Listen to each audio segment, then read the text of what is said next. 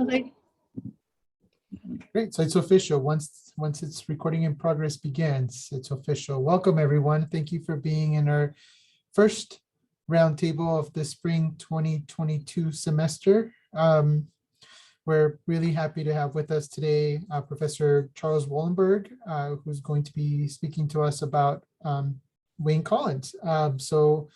On behalf of Christine and I, we really welcome you, and Christine will give a short introduction, and then we'll go ahead and get started. If you have any questions for Professor Wollenberg, please put them in the chat, and we'll get to them toward the end of the presentation. Thank you. Thank you. Thank you. So yes, welcome to Chuck Wollenberg, and welcome to everybody.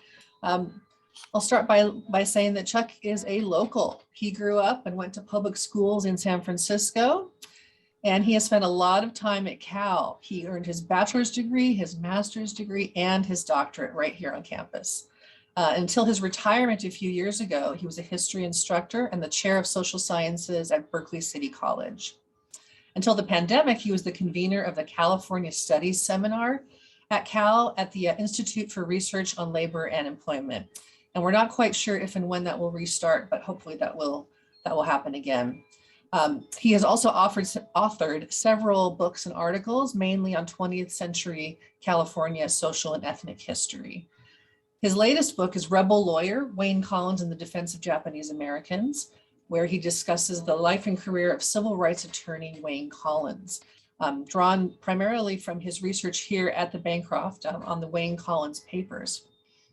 Just about all of Chuck's books and projects have involved research here at Bancroft. So we are very happy to welcome him here today, this afternoon, to talk about Wayne Collins. And I will send it over to you, Chuck. Okay. Thank you. Can everybody see me? I can't see myself, but I can see. Let's see. I'm seeing. But I think as long as everyone else can see me, that's probably all that's necessary. Yes, we can see you. Anyway, thank you very much. As it said, I've spent a lot of time at Bancroft Library over the years. I spent probably a whole summer on the Wayne Collins papers. And actually, as it turns out now, that was only maybe 3 or 4 years ago, but now I believe they've all been digitalized as part of the digitalization process that's been going on with the 80th anniversary of the internment. As you know, this is the 80th anniversary. It was February 1942 that President Roosevelt issued Executive Order 9066, which authorized the federal government to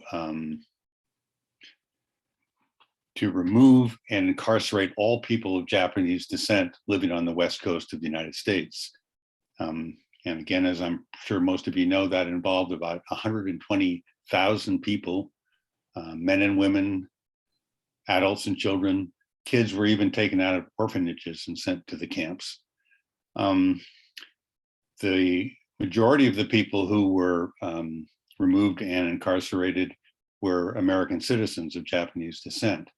And a significant majority were California residents, although the executive order also applied to Washington, Oregon, and a portion of Arizona.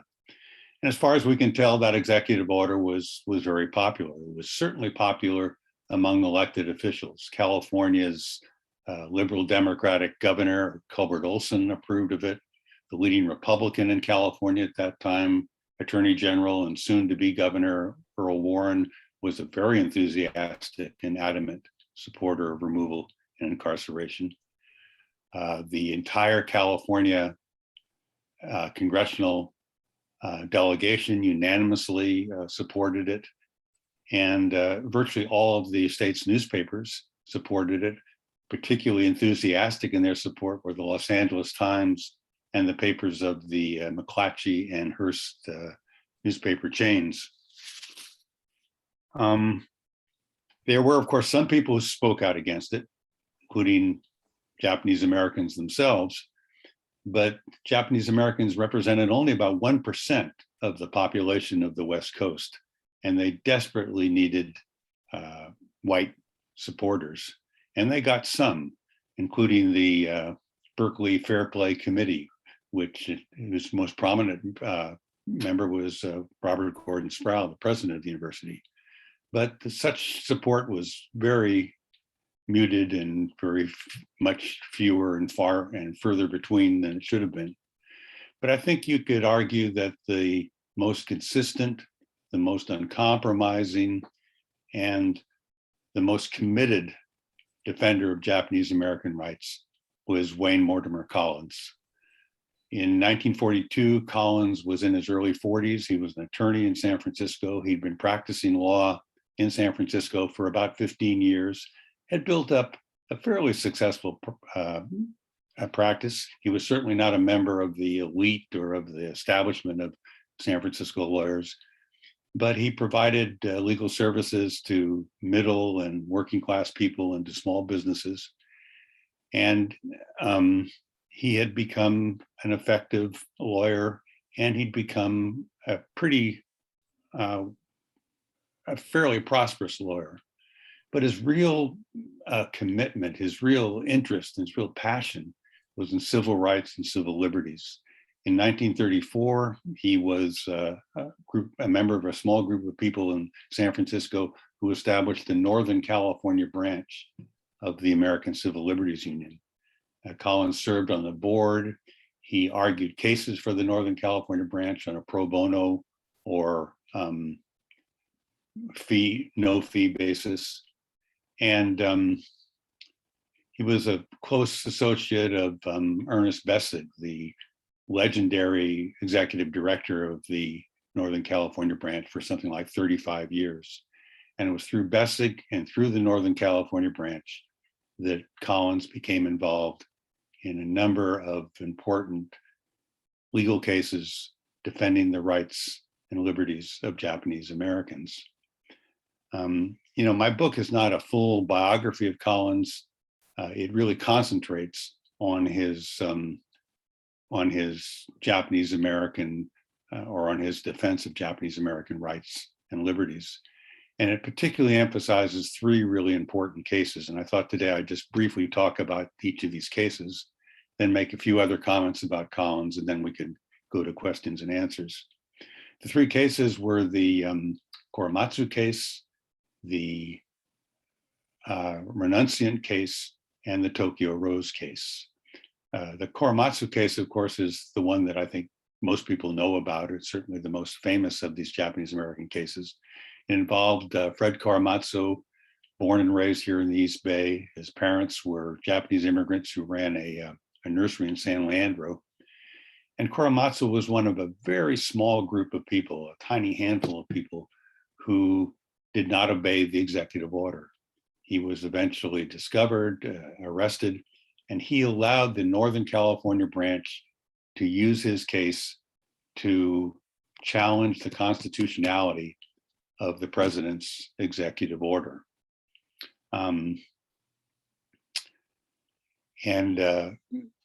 As he usually did, Ernest Bessig asked Wayne Collins to take the case, and Collins did take the case and eventually argued it all the way up to the US Supreme Court, appeared before the Supreme Court in 1944. Collins had a trauma in his early life, as in his boyhood, when his father died and his family really fell apart. And he grew up primarily in institutions, including a home for poor and troubled boys that was run by the San Francisco Swedenborgian Church. He was also a guy who had to work his way through night school in order to get his legal education. And yet he was appearing before the Supreme Court in front of or against the government lawyers, virtually all of whom were Ivy League graduates. The movie version starring Tom Hanks would have Wayne Collins winning the case and going home and living happily ever after. Unfortunately, as I'm sure most of you know, he lost the case, and the court, by a 6-3 margin, upheld the constitutionality of Executive Order 9066. But in 1983, which was 9 years after Collins's death in 1974, But in 1983, Federal District Judge Marilyn Hall Patel in San Francisco overturned Fred Korematsu's original 1942 conviction. And in the process, she used the same arguments that Wayne Collins had used back in the original 1942 case. And then I believe it was just 2.5 or 3 years ago, ironically, in a case approving President Trump's executive order regarding Muslim immigrants, Chief Justice John Roberts finally, in his decision, commented that the court had ruled wrongly in the Korematsu case, and the Korematsu case was no longer binding legal precedent. So I think you could argue that posthumously, Wayne Collins won that case. Unfortunately, it took decades and decades before that process occurred.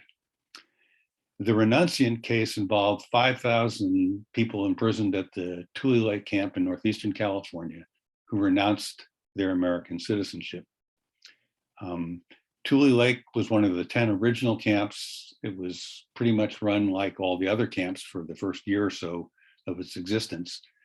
But in 1943, the government decided to gather all of the people that it defined as troublemakers at the Tule Lake camp. And once that occurred, conditions in the Tule Lake really declined, were even worse than those at the other 9 camps. The camp was overcrowded, the administration was very rigid, and the camp population was divided into various, often conflicting groups, including one small but very militant and sometimes violent group of Japan supporters. And I think it was all of these conditions that led to 5,000 people, about 1/3 of the camp's population, renouncing their American citizenship. In the summer of 1945, as the war was winding down, the government informed the Renunciants that since they were no longer American citizens, they were considered enemy aliens and therefore would be deported to Japan. These were all people born in the United States. Most of them had never been to Japan. Many of them couldn't even speak the Japanese language. Initially, Wayne Collins was the only lawyer who would even take their case. And the case went on for 23 years. It wasn't until 1968 that the final resolution of the final group of renunciants was achieved. But during that 23-year period, Collins was able to prevent anybody from being involuntarily kicked out of the United States. He also was eventually able to win back full American citizenship for about 95% of the 5,000 renunciants. It was by far his most successful of these Japanese American cases. And it's a case that also has very important implications for the whole idea of birthright citizenship as defined by the 14th Amendment of the US Constitution. The Tokyo Rose case involved a young woman named Iva Taguri de Aquino. She was born and raised in Southern California. Her parents were Japanese immigrants. She was a UCLA graduate. And in 1941, she visited Japan for the first time to help out an ill relative. And she got trapped there when the war began in 1942. And eventually the Japanese government required her to give English language broadcast aimed at American servicemen and other English language servicemen serving in the Pacific.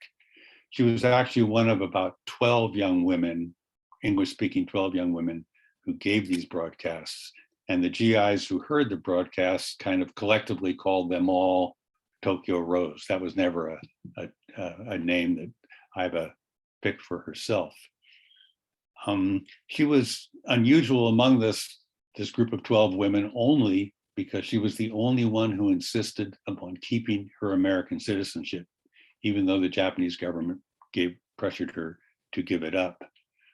And ironically, this gesture of loyalty to the United States ended up costing her dearly, because after the war and after a great deal of internal debate within the Justice of within the Justice Department, the Attorney General eventually charged her with being an American citizen who aided and abetted the enemy. And therefore she was charged with 8 counts of treason. And Collins defended her in a 13-week-long trial at the Federal District Court in San Francisco. It was, at least at that time, the longest federal criminal court case in the Ninth Circuit, and maybe in the whole country. The government had a real problem in proving its case, because there were almost no records of her broadcast. There were just a few recordings and a couple of scripts, and these showed her to be simply a disc jockey playing American popular music and telling really bad jokes that were so bad that they were funny because they were so bad. But the government claimed that in other broadcasts, for which there were no records, she actually made political comments, including one in which she talked about the sinking of Allied ships. And eventually it was a long and complicated and chaotic trial, but eventually the government's case came down to the testimony of 2 Japanese Americans, young men who were born and raised in California, but during the war who became loyal to the Japanese side of the war. And they worked in the English language section of Radio Tokyo, and they testified that Aiba had indeed made these political statements. Collins was, to put it mildly, skeptical of their testimony. He pointed out that somehow they knew word for word what Aiba had said in these broadcasts years earlier. And he asked them if they could remember what they had for breakfast that morning, or what the weather was like in Tokyo that morning. He also made a big point about the fact that these were young men who were American citizens who had, in effect, gone over to the other side. One of them was a Cal graduate who had been in the ROTC at Berkeley. He had him stand up and say the Pledge of Allegiance. And as it turned out, Collins' skepticism about the testimony was well placed, because about 25 years later, both men admitted that they had lied on the stand, and they had lied because the FBI told them that if they didn't cooperate, they might be charged with treason themselves. At the Tokyo Rose trial was a big deal in the United States at the time it was going on in the late 1940s. There were 10 newspaper reporters who attended the entire trial. And before the case was sent to the jury, they did an informal poll and they voted 9-1 in favor of acquittal, because they said the government simply hadn't proved its case. But the Judge Roach, was very pro-prosecution in his rulings and in his instructions to the jury. Even so, the jury met for several days and couldn't come up with a verdict. It was hopelessly divided. But when they reported that back to the judge, he refused to declare a mistrial. He said that the jury had a kind of national obligation to come up with a verdict. And so finally, after several days, they found her guilty on one count, on one of the 8 counts of treason, the one regarding the sinking of the Allied ships. That was a shock to most people who had sat through the entire trial, that the jury did find her guilty. What was even more shocking was for many of the observers, was the sentence that was doled out by Judge Roach. He sentenced her to 10 years in federal prison, a $10,000 fine, and that was a lot of money in the 1940s, and the loss of her citizenship. The jury foreman said he would have never voted he would have never voted guilty had he known that the judge was going to hand down such a stiff sentence. She was a model prisoner and got out of federal prison in 6 years, but quite literally she was met at the gates by immigration agents who said that she was an illegal alien in the United States since she was no longer a citizen, and therefore she would be deported to Japan. And Collins spent 10 years defending her right to stay in the United States before immigration courts in San Francisco. During that year, she lived in the Collins family home. Collins' son said he wouldn't have passed the junior high mathematics if she hadn't helped him on his homework. But eventually, the immigration department allowed her to stay in the United States as a non-citizen. She joined her family in Chicago, and for decades, she ran the family gift store in Chicago. Collins called the Tokyo Rose trial America's Dreyfus case. And for the rest of his life, until his death in 1974, he tried to get the conviction overturned, either by judicial means or by a presidential pardon. But at the time of his death, he hadn't succeeded. And after his death, the struggle was taken up by some Japanese American activists and also by Collins' son, Wayne Merrill Collins, who was a lawyer and who more or less inherited the representation of Iba Toguri.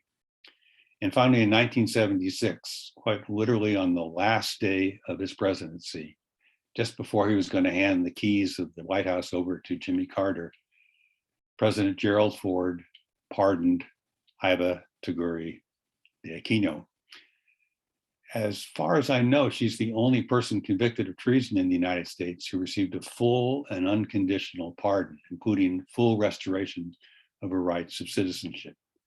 She lived for another 30 years in Chicago, died in 2006, I think at the age of 90. So anyway, that's just a very brief summary of these cases, which I spend a lot more time talking about in the book, as well as other cases. One thing I think that it's difficult for us to understand today is just what the odds were against Wayne Collins in all of these cases. He was faced not only with the opposition of the United States government, but the opposition of overwhelming public opinion, media opinion. And in all of these cases, at least in the early stages of all of these cases, he was also faced with the opposition from the national leadership of the American Civil Liberties Union and the national leadership of the Japanese American Citizens League, groups that presumably should have been his closest allies. Back in the summer of 1942, when Collins was writing his first brief on the Korematsu case, the National Board of the ACLU in New York voted not to challenge the constitutionality of Executive Order 9066. And so they ordered Collins to drop the case. And Collins refused. And eventually his refusal was backed up by Ernest Bessig and the board of the Northern California branch. The Korematsu case created a breach between the San Francisco and New York offices of the ACLU that lasted for more than 2 decades. For much of that time, the two offices were operating as if they were 2 separate organizations. For the rest of his life, Wayne Collins said there's only one real civil liberties union in the United States, and that's the Northern California branch and the San Francisco office. In 1942, the Japanese American Citizens League was probably the leading Japanese American organization. And it was led by well-educated, college-educated young Japanese American men who I think were committed to the idea that they should assimilate into the kind of mainstream of upper middle class American life. And while they opposed the concept of removal and incarceration, once President Roosevelt issued the executive order, the leadership of the JACL urged Japanese Americans to cooperate with the government to peacefully obey the executive order. And the JACL leadership even worked with the War Relocation Agency in administering the camps. some of the JCL leaders were among the first people to volunteer for service in the 442nd Regimental Combat Team, this Army unit, all Japanese American Army unit, which had such a remarkable and distinguished military record in fighting in Europe. Actually, the 442nd liberated some of the German death camps. This while their own parents were still in prison camps in the United States. But anyway, given this background of the leadership of the JACL, you can see why they disapproved of the conduct of Fred Korematsu. They thought of people who renounced their citizenship, or for that matter, people who broadcast for the Japanese government as basically traitors. And so they, at least initially, and for several years really, they opposed Collins's cases, virtually all of Collins's cases, certainly the Korematsu, the Renunciant, and the Tokyo Rose case. In the 1960s, a new generation of JACL leaders tried to make amends by inviting Wayne Collins to a banquet in which he would be honored for his service to the Japanese American community. Collins not only refused the invitation, but he said that if the JACL really wanted to serve the interest of Japanese American citizens, the organization would immediately disband and disperse. And I think that gives you some insight into the personality of Wayne Collins. He was a man with a big temper, a serious temper, and even his close friends and family sometimes had difficulty dealing with him, let alone his enemies. Collins himself said, you know, I never forgive and I never forget. And he certainly never forgave and he never forgot the actions of the national leaderships of both the ACLU and the JACL.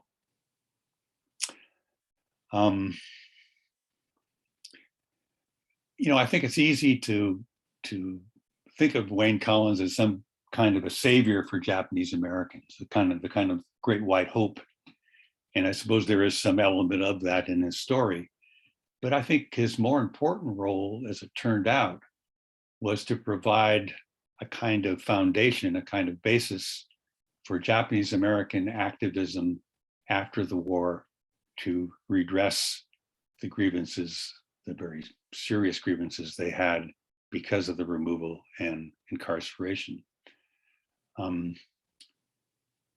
For example, in order to pay for the Renunciant case, Collins agreed to argue the case on a pro bono basis, but a case that lasted for 23 years and involved 5,000 people and involved tens of thousands of pages of documentation with the federal government. That case, somebody had to pay for all that. And in the end, a group called the Tule Lake Defense Committee was formed by Japanese Americans, mainly by Tule Lake prisoners and their families and supporters. And over about a 13-year period, it raised something between $700,000 and $800,000 to support the case. That would be equivalent of about $7 or $8 million today in today's money. The, in effect, executive secretary of the Tule Lake Defense Committee, Tex Nakamura, became really a close associate of Collins, and eventually became a lawyer himself and became a prominent attorney in Southern California. He died just a few years ago at age, I think, 97 or 98. Again, partly because of the Renunciant case, Collins's secretary after the war, his first secretary after the war, Chio Wada, who was the daughter of a friend of Collins, of a Japanese immigrant who had been who was an art dealer in San Francisco. And she was also married to Yori Wada, a Japanese American who eventually became an important figure in San Francisco public life. He was the first Asian American regent of the University of California. But she found herself in the late 40s, she found herself overwhelmed by the paperwork that was being created by the Renunciant case. And so she helped organize a group of volunteers who came in for literally for years into the office to help process this vast amount of paperwork that needed to be done to keep the Renunciant case going. And I think these are just a couple of examples of how Collins's activities led to the organization of Japanese American activists. Even by the time Collins died in 1974, the redress movement was increasingly focusing on the idea of monetary reparations. And that became a major crusade really in the 1980s. And it was a crusade that succeeded in 1988 when Congress passed and President Ronald Reagan signed the American Civil Liberties Act. And that act provided for a $20,000 payment for all living survivors of the removal and incarceration process. And equally important, the act included what was termed a statement of fact. Remember when there were such things as facts? Anyway, this statement of fact said, in effect, that Executive Order 9066 was unnecessary, unconstitutional, and motivated primarily by racism. And if you take away all the legalese, and you take away the kind of purple prose that Wayne Collins often liked to put in his legal briefs, that argument is basically the argument that Wayne Collins made in his first brief in the Korematsu case back in the summer of 1942. And it was the argument that he continued to make for the rest of his life, that Executive Order 9066 was unnecessary, unconstitutional, and motivated by racism. And so when the Civil Liberties Act was passed in 1988, 14 years after Collins's death, it's as if the government is saying, you know, Wayne, you were right all the time. And of course, he was right all the time. During World War II, Wayne Collins had the temerity, had the chutzpah to challenge the executive authority as commander-in-chief of one of the most powerful, popular, even beloved presidents in American history. And in the end, in the long run, it was Wayne Collins's interpretation of the Constitution that prevailed, even over that of Franklin Delano Roosevelt. And I think that's really the importance of Wayne Collins. That's really the heritage that he has left. That's the lesson that he has handed down to generations of Americans ever since. I was writing this book during Donald Trump's presidency. And when I was talking to a friend about Wayne Collins, his reaction was, where is Wayne Collins when we really, really, really need him now? And I think, in effect, that's saying that we always need people like Wayne Collins. Every generation needs them in order to protect and promote the American Constitution, in order to protect and promote a society based on real justice. And so that's why I tell people that I think Wayne Collins is one of the most important civil rights lawyers that almost no one has ever heard of. But I guess today, because of this program, there's another couple dozen of people who have heard of Wayne Collins, and I guess that's progress. Well, I could go on and on, but I think probably it's better to stop and we can have 15 to 20 minutes of questions. That's often usually the best part of these sessions. So I'm not sure who is handling the question process, but Christine here. Hi, yeah, thank you so much, Chuck. I have learned so much about Wayne Collins, both in reading your book and in curating the exhibition. I guess I'll just mention briefly that for those of you who don't know, we have an exhibition in our gallery downstairs called Uprooted: The Incarceration of Japanese Americans. We recently added to that exhibition and reopened it just last week. And it includes some of the same material that from Wayne Collins's papers that Chuck Wollenberg went over today, especially focusing on the Renunciants at Tule Lake, as well as redress efforts and some of the activities of the 442nd and the 100th Battalion and so on. So what we'd like to do now, though, is offer this time up for questions. And you can either put your question in the chat and we will read it, or you can raise your hand and unmute yourself and ask your question directly to Chuck. Okay.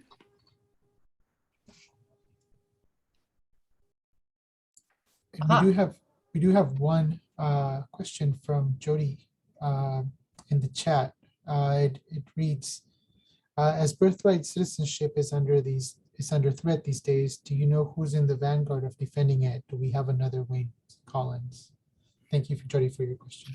I'm sorry, I didn't get the last part of what you said. Do we have another Wayne Collins? Oh, do we have another Wayne Collins? I don't know, but I mean, certainly the idea of birthright citizenship is under attack.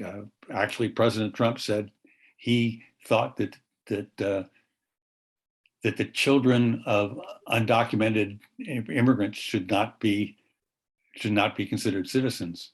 And I know that the ACLU, and this time, fortunately, the National ACLU, as well as the Northern California branch, have been, have been defending the idea of birthright citizenship.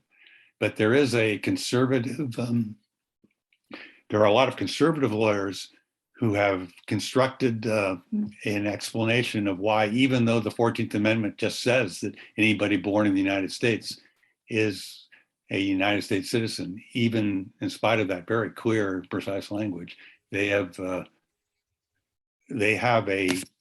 philosophy, or they have a legal theory that says that it would be permissible to deny the children of undocumented immigrants their citizenship.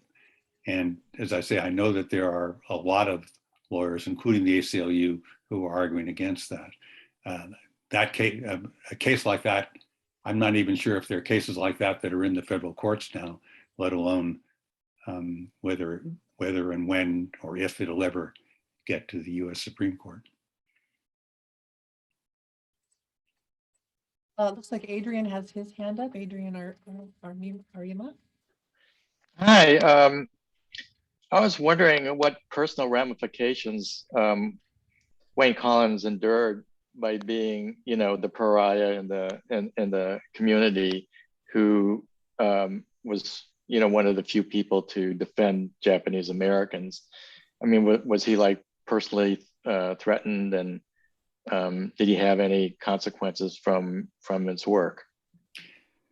Well, he certainly got letters, criticizing him, and he would respond in kind. I mean, if somebody said bad things about him, I remember one letter, and he was saying, if it's too bad that you're not literate and you can't read the American Constitution. I mean, he would respond in kind. He was a guy with a serious temper, and he was not somebody who put up with people that he thought were fools. But I don't think he didn't suffer in any, as far as I know, there were no threats, and he didn't suffer in a sense because he was always a rebel. He was never a part of the establishment. He did have his private practice, and it continued but he was never somebody who was influential in some group and therefore, lost his influence or something like that. Some people called him a radical, but I purposely called him a rebel because I think he was not part of any group. He was not part of any ideology except his commitment to the Constitution and to freedom of speech and personal liberties. And maybe just kind of one example of this. In the 30s, for a while during the, what was it called? The Common Front, where the Communist Party was cooperating with other progressive groups. For a while at the national level, the ACLU had Communist Party members on the ACLU board, and they expected local branches to do so as well. But both Collins and Ernest Bessig didn't want to have Communist Party members on the Northern California branch board because he said they would only want to defend the freedom of progressives, of leftists. And Collins said, we have to defend the freedom of speech, even of fascists, even of conservatives. And so I think that sense of not being part of any group, of not being part of any establishment, I guess, in a funny way, it kind of saved him from suffering the effects of it, because that's the way he was. That's the way everybody understood him to be. So I don't know if that completely answers your question, but it does get to his personality and his very being, in a sense. We have a comment in the chat that I'd just like to share with you from Family Ikeda, who wrote, "It wasn't until conducting research with Wayne Collins' papers at the Bancroft that we discovered our Issei grandfather was an early member of the Tule Lake Defense Committee, and that our Kibe grandmother, who was American-born and Japan-educated, who renounced her citizenship under duress, was part of Wayne Collins's legal action." Mm-hmm. And those papers, again, have been digitized. So there are ways for people from the comfort of their own home to go into those papers and see if your own family members were part of this action. Yeah. Just after I spent a whole summer at Bancroft on the papers, right after that, they digitalized it. So, perfect timing.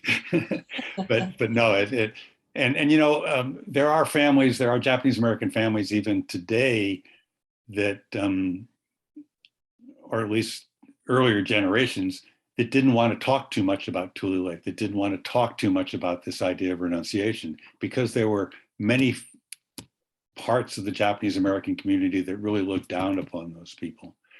And one of the really nice things that Wayne Collins did was to try to assure the people he was defending that what they were doing was not disloyal to the United States or disloyal to the American principles, and to defend them not only legally, but to defend them against the charges that were sometimes going on within their own families or within the Japanese American community. We have a question here from Lark Ashford, who asks, "I am curious why the Japanese were persecuted in World War II in America, but German-born citizens were not, considering the despicable behavior of the Nazis worldwide. Any thoughts on that?" Sure. Racism, it was clear there were Germans who were interned and there were Italians who were interned, but those were German citizens and German and Italian citizens who were thought to be, often not true, but thought to be in somehow or another connected to their governments. And there were, there were about 11 or 1,200 Japanese citizens who were interned on that basis too. But there was never any kind of mass incarceration of even German citizens. Most German citizens during World War II in the United States were able to live more or less normal lives. There were certain restrictions put on them. They couldn't live in certain places. They couldn't engage in certain occupations. And that was true also with Italian citizens. for example, for a while, Italian citizens couldn't work or even be in certain strategic places. So Joe DiMaggio's father couldn't go to his son's restaurant because his son's restaurant was on a pier over San Francisco Bay, and San Francisco Bay was considered a secure or military place. So there were those kind of restrictions. Even, and eventually everybody said that's kind of ridiculous, and Joe DiMaggio's father was able to go. So there were some German immigrants, some Italian immigrants that did suffer unjustly, but nothing like what happened to people of Japanese descent. All people of Japanese descent, citizens, non-citizens, were put into camps. And we know now that both the FBI and the Office of Navy Intelligence informed the Roosevelt administration that these measures were unnecessary, that this widespread incarceration was simply unnecessary and didn't provide any security. So to answer your question, racism, I mean, you can't understand what happened to Japanese Americans in California and the West Coast without understanding the very long tradition of anti-Asian feeling on the West Coast, first towards Chinese Americans, then towards Japanese Americans. And it's this racism and all that it involves that is the explanation for the difference between the treatment of people of Japanese descent and people of German and Italian descent. Another comment from the chats from Brian Van Camp, who says, "This is just excellent. Thank you so much. Congressman Bob Matsui, who wrote and championed the Reparations Act, passed and signed by President Ronald Reagan, was a close friend and schoolmate from Cal class of '64. Brian says, I believe his papers are also at Bancroft. And yes, that is true. His papers are here at Bancroft, and we consulted them when we were just for the redress and reparations section of the exhibition. They have not been digitized, but they are here on campus, here at the Bancroft. John Teteishi, who was one of the leaders in the redress movement for many years, he's written a book that's also been published by Heyday Books that kind of goes over that whole process and his own role in it, but also that political process. He spent many years in Washington working with Matsui and other legislators to get that bill finally signed.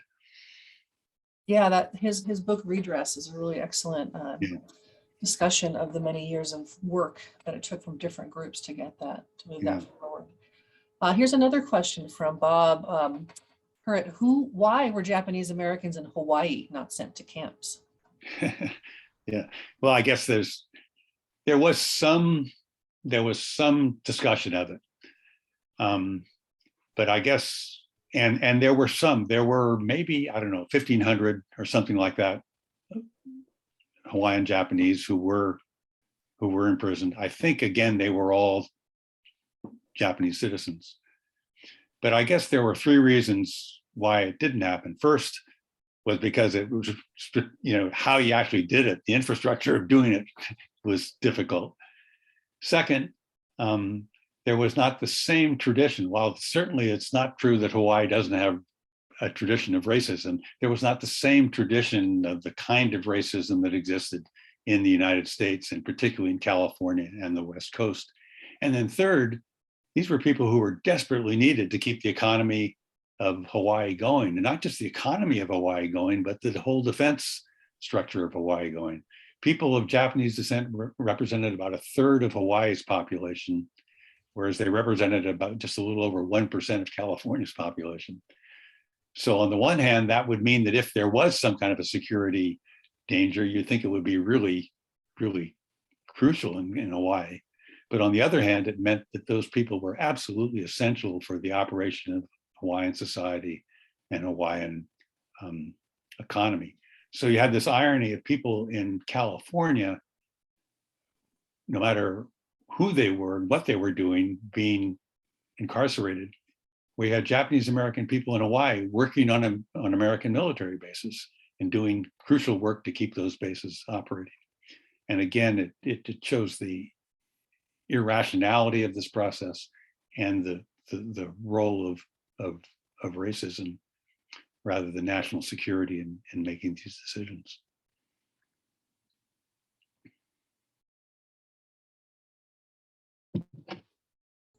Sorry, I muted myself. The family Ikeda have also note that in the mid-40s, German Americans were the second, they have a couple points to make, and I'll just share them both. In the mid-40s, German Americans were the second largest immigrant group in the US, second only to immigrants from Great Britain. So mass incarceration of German Americans would have been wildly impractical. And then regarding Hawaii, sort of as you also said, Chuck, the Hawaiian economy would have collapsed if all the Japanese were incarcerated there. We have time for some more questions. Oh, sorry. I'm sorry, Chuck. Go ahead. I should, just to be accurate, there were some German Americans, I don't know whether Italian American, there were some German Americans who actually were charged with crimes and who were prosecuted, given regular, through the regular Justice Department. Not many, but a few dozen. But those were people who were actually charged with specific crimes. In the case of the 120,000 people who were incarcerated of Japanese descent, I don't think any of them were actually charged with a crime. And there was never really any due process other than the Supreme Court case. So that, again, that's a completely different way in which people were treated. Absolutely.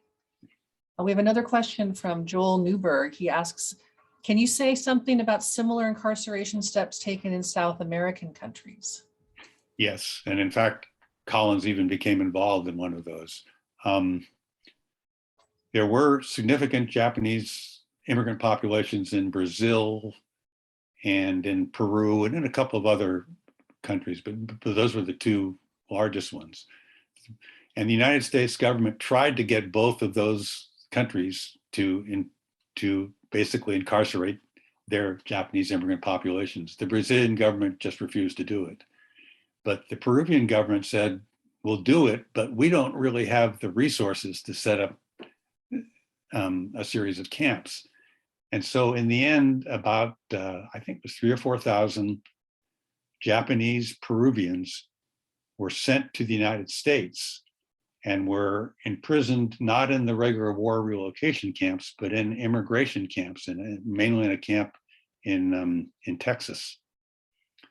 And when the war ended, the Peruvian government said, we don't want to take those people back.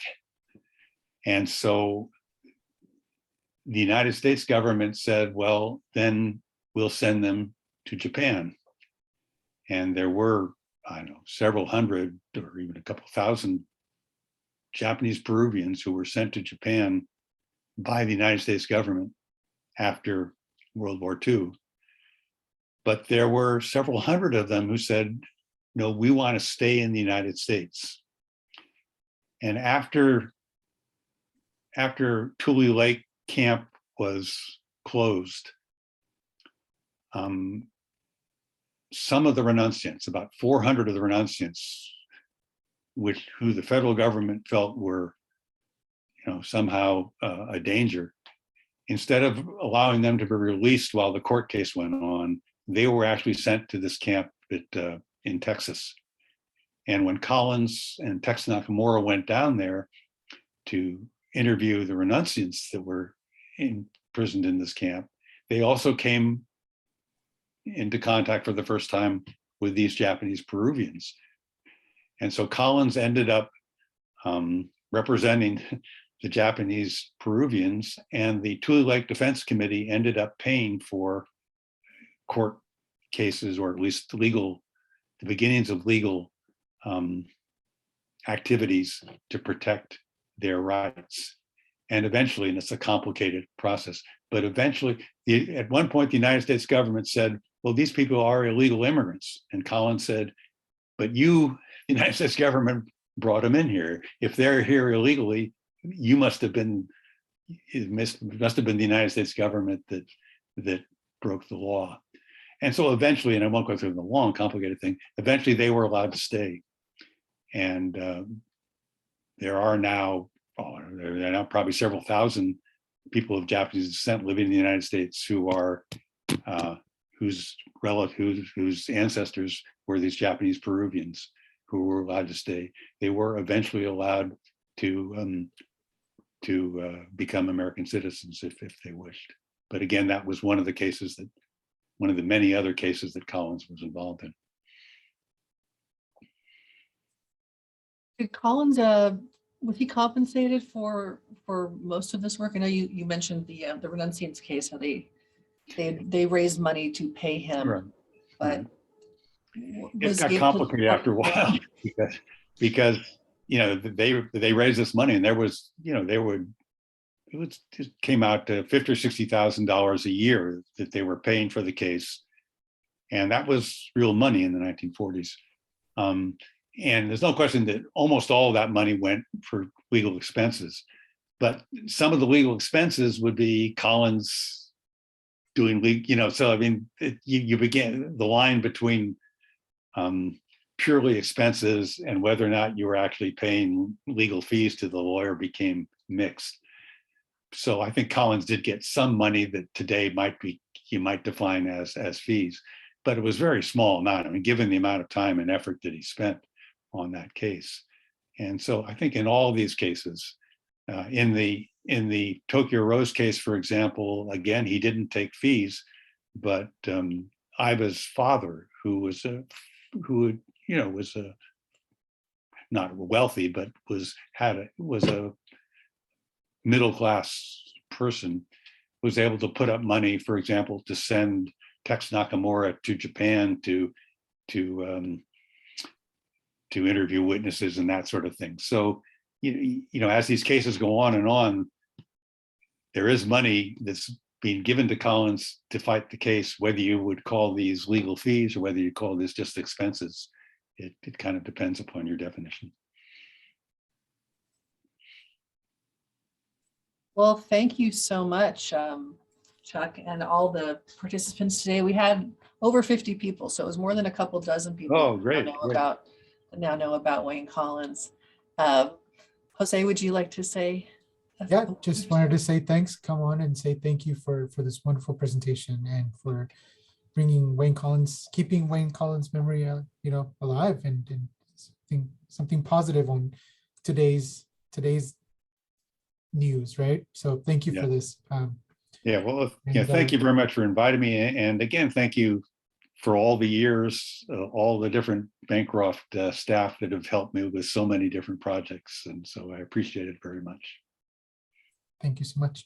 And again, we'll be posting this on our YouTube page so that, you know, you can always come back and listen to it again and keep learning. Thanks again, everyone, for being here, and have a great rest of your day. Thank you. Here.